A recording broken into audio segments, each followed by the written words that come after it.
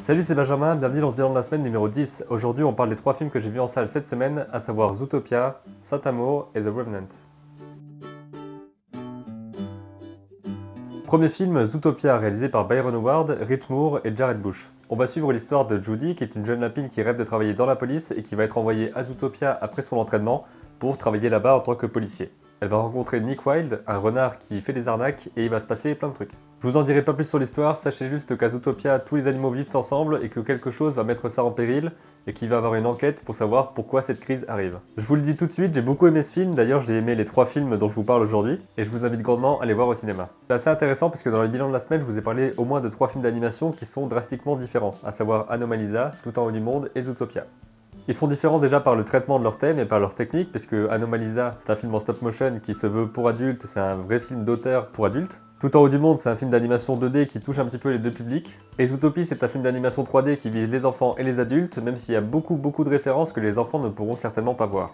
Et c'est un des gros points du film, c'est que c'est un film qui déborde de détails, il y a vraiment des trucs partout, des clins d'œil, des références, c'est hyper condensé, et il y a vraiment énormément de choses, donc c'est le genre de film qu'il faut revoir plusieurs fois, comme à peu près tous les Disney et tous les Pixar je pense, parce qu'il y a des tas de clins d'œil cachés, des références. En parlant avec des gens, j'ai vu qu'ils avaient vu certains détails que j'avais pas vus, et moi j'avais vu certains détails qu'ils n'avaient pas vus, donc c'est typiquement le genre de film à voir plusieurs fois, en salle ou non, et qui en tout cas regorge de tellement de détails que pour tous les cerner, il faut vraiment le regarder plusieurs fois et attentivement. Voire chercher sur internet tous les différents détails et toutes les références qui ont été mises dedans. Au niveau de l'histoire, elle est bien ficelée, elle est intéressante, elle est cohérente, mais il y a certains mécanismes qui sont assez visibles, en tout cas quand on a vu assez de films pour comprendre un petit peu comment marchent les scénarios.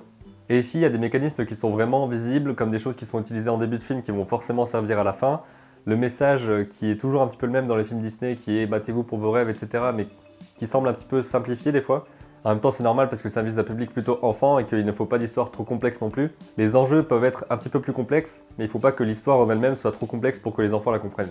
Donc c'est un point que je peux comprendre et qui ne m'empêche pas d'apprécier le film. Un autre point qui m'a pas gêné mais que j'aurais pu enlever du film sans aucun problème, c'est la chanson. Il y a une chanteuse dans le film qui est jouée par Shakira et qui va chanter plusieurs fois, qui va être dans l'histoire mais qui va pas vraiment servir à l'histoire. C'est juste qu'elle va être là et qu'elle va faire sa chanson à la fin du film, etc. Donc c'est quelque chose, j'ai un petit peu de mal avec ça, j'aime pas trop les chansons de ce genre qui servent un peu à rien. Mais je me doute que certains vont apprécier et que surtout ça peut permettre de faire venir aussi du monde parce que s'il y a Shakira dans le film, ça peut aussi donner une sorte de plus-value pour la pub, etc. Et on se cache pas que Disney, c'est comme ça. C'est pas un mauvais point, c'est juste que ça fait partie un petit peu de leur principe et c'est comme souvent dans leurs films, il y a quelque chose qui va être fait pour que ce soit fait en peluche au final. Et là, c'est typiquement un film où il y a que des peluches à l'intérieur. Donc les gosses vont avoir envie d'avoir les peluches à la fin de tous les personnages. Visuellement, le film est juste hallucinant par sa complexité. C'est assez fou de voir à quel point les films d'animation 3D ont évolué, que la technique s'est développée. Et là, c'est vraiment intéressant aussi parce que les spectateurs ne se demandent pas comment c'est fait techniquement. S'ils voient une scène avec les personnages dans l'eau, avec la fourrure qui est mouillée, quelque chose qui est extrêmement complexe à réaliser, il va pas se dire « Waouh, c'était tellement dur à faire, etc. C'est incroyable ». Il va simplement être pris dans l'histoire et suffoqué avec les personnages lorsqu'ils sortent de l'eau et qu'ils sont en train de se noyer. Je crois pas qu'il se passe ça dans le film, hein, c'est juste un exemple. Je me rappelle avoir vu les making-of des Indestructibles qui est sorti en 2004 je crois. Et c'est parmi les premiers films qui m'ont montré comment réaliser un film d'animation en 3D, la complexité, la gestion par exemple des muscles du corps, donc faire en sorte que quand le personnage bouge le bras, son muscle va bouger, là je pense particulièrement à Monsieur Indestructible. Et toutes ces choses extrêmement complexes à réaliser, qui sont faites par des centaines de personnes, mais qu'au final, on ne voit pas parce qu'on est pris dans l'histoire. Ah oui, la musique a été composée par Michael Giacchino, je sais plus comment on dit, qui est assez présent depuis quelques années puisqu'il a réalisé la musique des Indestructibles, c'est là que j'ai découvert son nom, aussi de Ratatouille, et d'autres musiques marquantes comme celle des nouveaux Star Trek par exemple. Donc c'est un autre point hyper intéressant qui pousse à aller voir ce film. On passe au deuxième film, Saint-Amour, dernière réalisation de Benoît Delépine et Gustave Kervern, avec dans les rôles principaux Gérard Depardieu, Benoît Poelvoorde et Vincent Lacoste. On va suivre l'histoire de Bruno, joué par Benoît Poelvoorde, qui est un agriculteur qui est dans le lait, et de son père, qui est joué par Gérard Depardieu, qui s'appelle Jean dans le film. Ils sont tous les deux au salon de l'agriculture et ils y font la route des vins. À savoir qu'ils font la route des vins mais sans voyager, ils le font juste à travers les stands du salon. Et pour renouer un petit peu ses liens avec son fils Bruno, Jean va décider de faire la vraie route des vins avec lui, à travers donc toute la France. Et ils vont rencontrer Mike, qui est un jeune chauffeur de taxi qui va les accompagner durant tout leur voyage. Voilà pour l'histoire générale, je vous en dis pas beaucoup plus encore une fois parce que j'ai vraiment pas envie d'entrer dans les détails d'une histoire quand je vous conseille de voir un film, parce que ça fait partie du truc, il faut aller voir le film pour savoir l'histoire. Je vais juste parler un petit peu de ce qui m'a touché dans le film et de ce qui je pense peut vous toucher également. On va donc suivre ces 3 personnages qui ont des relations difficiles avec leur entourage, que ce soit Jean avec son fils, Bruno avec son père, ou bien Mike avec les membres de son entourage et aussi son lien avec le monde qui l'entoure. Le but du film, c'est de nous emmener avec eux dans leur voyage et de comprendre un petit peu ce qui les pousse à faire ce qu'ils font, leurs problèmes aussi, parce que tous les personnages ont un côté beau et pathétique à la fois. C'est-à-dire qu'il y a quelque chose d'extrêmement triste, même parfois C'est-à-dire qu'il y a quelque chose d'extrêmement triste, parfois même de dépressif dans le film, mais en même temps, il y a toujours cette petite touche d'espoir et cette petite touche, cette grosse touche même d'humanité qui va transparaître pendant tout le film, et c'est mis en place aussi par la réalisation des deux réalisateurs qui se veut assez intimiste, je sais pas vraiment si c'est le mot. La caméra est assez libre et se déplace souvent entre les personnages, ce qui permet aussi de faire plusieurs plans en un seul plan. C'est des choses que j'apprécie vraiment. Par exemple, on est sur un personnage et on va reculer pour ensuite voir les deux autres personnages au loin pendant que ce personnage-là va sortir du plan. Donc il y a une caméra assez libre et qui peut donner quand même des compositions assez intéressantes au niveau du sens et au niveau aussi du visuel, de l'image. Donc c'est une réalisation qui est là pour nous donner de l'immersion et nous toucher encore plus avec ses personnages, avec son histoire, avec ses visuels, avec ses dialogues aussi qui sont extrêmement bien écrits. Apparemment, il y a pas mal d'improvisation dans le film, de la part d'acteurs qui étaient parfois aussi bourrés que leurs personnages. Donc il y a aussi ce côté-là intéressant, c'est-à-dire que les acteurs sont tellement dans le personnage que finalement, ils vont dire des choses qui sont pas prévues du tout dans le scénario, mais qui vont donner des scènes plus authentiques, plus véridiques, plus vraies, ou en tout cas qui donnent un effet encore plus spontané à l'histoire, qui rapproche encore une fois le spectateur des personnages. Tous les acteurs dans le film ont des performances vraiment intéressantes, en particulier Benoît Poelvoorde, Gérard Depardieu et Vincent Lacoste. Mention spéciale pour Benoît Poelvoorde, qui a des moments où il est vraiment plein de colère et plein de tristesse en même temps, et ces moments-là sont vraiment assez bouleversants et assez prenants.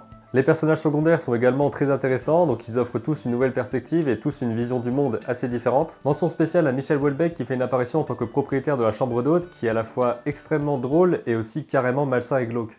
Gros point positif également, la musique est réalisée par Sébastien Tellier qui reste vraiment dans la tête. Il y a 2 ou 3 thèmes qui reviennent extrêmement souvent dans le film et ce sont des thèmes qui correspondent parfaitement à l'humeur des personnages et aussi à l'ambiance du film.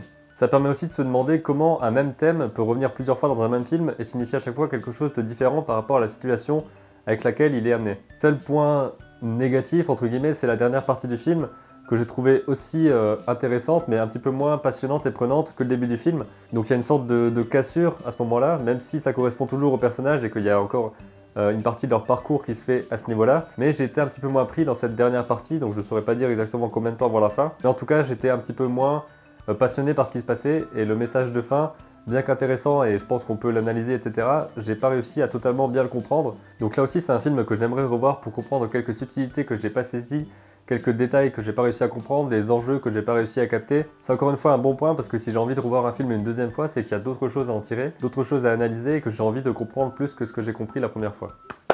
Troisième film de la semaine, The Revenant, réalisé par Alejandro González Iñárritu, avec dans les rôles principaux Leonardo DiCaprio et Tom Hardy.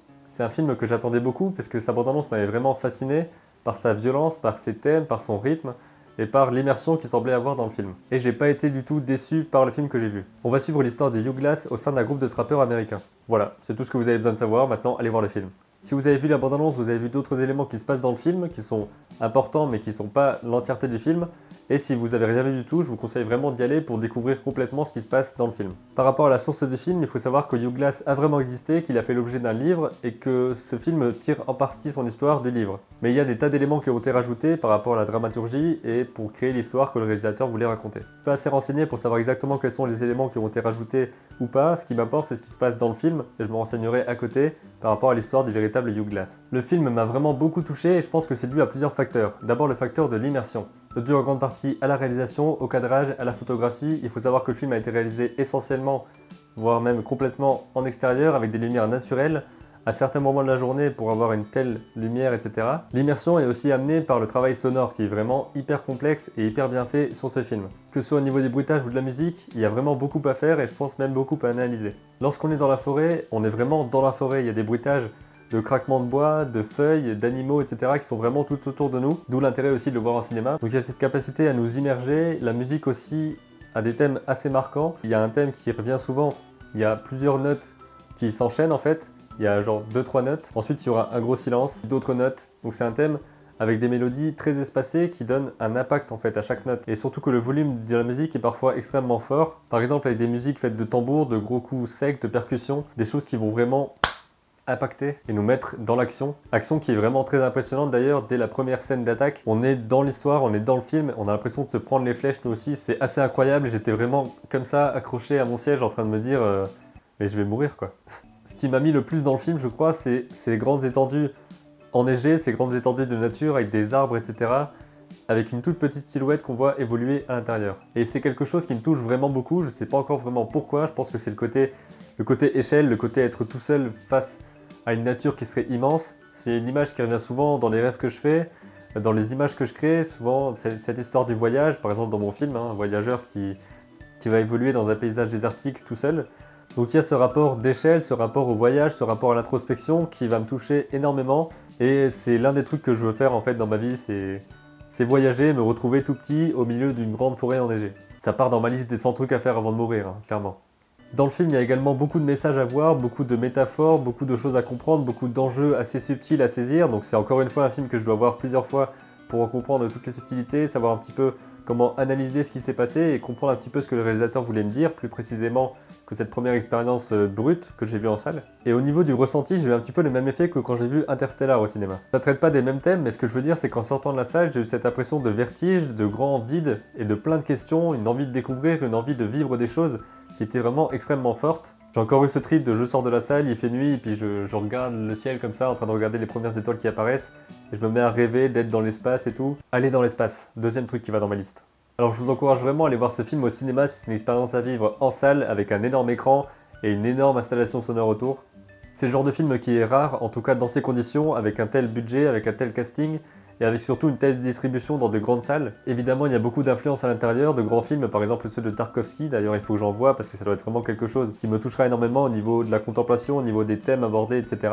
J'ai pas encore assez de culture cinématographique pour vous parler exactement de quelles références sont à l'intérieur du film, je pense qu'il y a beaucoup d'analyses qui circulent sur internet qui pourront vous en parler plus amplement. En tout cas, je pense que ça peut être une bonne porte d'entrée pour ce genre de cinéma, et ça me donne vraiment envie d'en voir plus dans ce genre-là, dans ce genre de contemplation, dans ce genre d'immersion, des expériences cinéma vraiment brutales, immersives et qui donnent envie de découvrir le monde. Ce film m'a aussi beaucoup fait parler par rapport à ses conditions de tournage, et je vous conseille d'aller voir un documentaire qui est disponible sur la page YouTube de la Fox qui s'appelle A World Unseen. C'est un documentaire de 44 minutes qui vous permet de voir un petit peu comment s'est passé le tournage et vous donner peut-être d'autres portes d'entrée par rapport à ce film. Évidemment, il faut le voir après le film parce que je pense qu'il y a pas mal de choses qui sont dites dedans et que vous ne devez pas savoir si vous n'avez pas encore vu le film. Donc deux choses, allez voir le film et allez voir le documentaire. Je vous mettrai un lien dans la description. Voilà pour ce bilan de la semaine numéro 10. Ouais, ça fait déjà 10 semaines consécutives que je fais une vidéo tous les dimanches. J'espère qu'il vous a plu. N'hésitez pas à me dire en commentaire si vous avez vu ces films, s'ils vous ont plu, pas plu, pourquoi. J'ai envie de discuter de tout ça avec vous. N'hésitez pas aussi à me dire des films que vous avez vus et que vous me conseillez, que ce soit des films au cinéma ou des films que vous avez vus en général aussi, qui pourraient être inspirants, intéressants à regarder, à analyser, etc. Avant de finir cette vidéo, je voulais vous dire aussi que je vais changer d'ordinateur portable d'ici peu de temps et j'ai fait une vidéo là-dessus qui va sortir mardi prochain où je vous demande des conseils par rapport à quel ordinateur acheter, donc vous pourrez certainement m'aider à ce niveau-là. On se retrouve donc mardi pour cette nouvelle vidéo pour aussi vos conseils et vous allez m'aider, j'en suis sûr, j'espère, mais aidez-moi s'il vous plaît. Comme d'habitude, n'hésitez pas à partager la vidéo si elle vous a plu et que vous pensez qu'elle peut plaire à d'autres personnes. Je vous dis à très bientôt pour de nouvelles vidéos et d'ici là n'oubliez pas, créez vos images et racontez vos histoires.